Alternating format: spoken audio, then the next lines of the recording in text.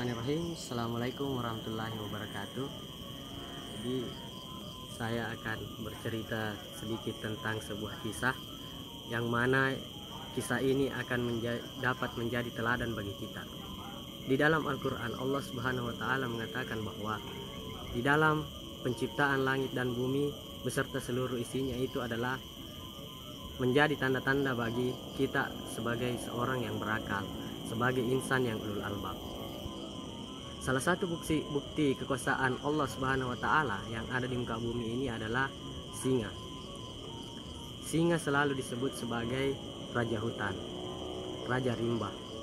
Kenapa dia dikatakan sebagai raja rimba? Itu bukan disebabkan karena rambutnya yang gondrong.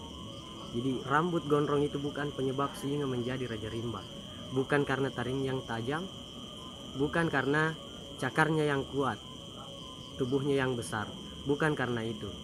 Tapi singa disebut sebagai raja rimba karena dia adalah penebar kebaikan.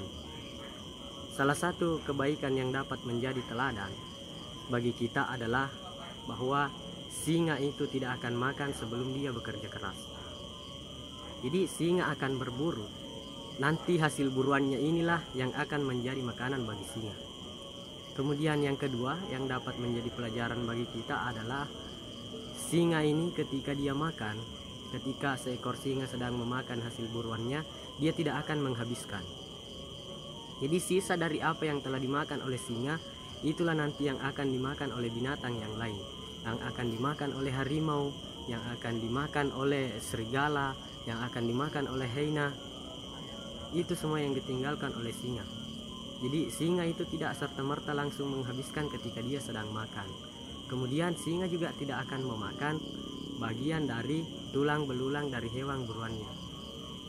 Jadi dua cerita ini dapat menjadi teladan bagi kita. Semoga kita dapat mengambil pembelajaran agar nantinya kita bisa dikenal melalui akhlak kita, melalui kebaikan-kebaikan yang kita tebarkan di muka bumi, sehingga Islam Ahlus Sunnah wal Jamaah dapat lebih memperkuat persatuannya, dapat diterima oleh masyarakat yang lebih luas, sehingga Islam Ahlus Sunnah wal Jamaah yang kita yakini sebagai kelompok yang selamat nantinya insya Allah akan bertebaran di muka bumi. Dan banggalah kita ketika kita mampu menjadi penyebar ajaran Islam Ahlus Sunnah wal Jamaah. Jadi mungkin cukup itu sedikit cerita singkat yang mampu saya sampaikan. Wallahul muwaffiq ila aqwamit thoriq. Assalamualaikum warahmatullahi wabarakatuh.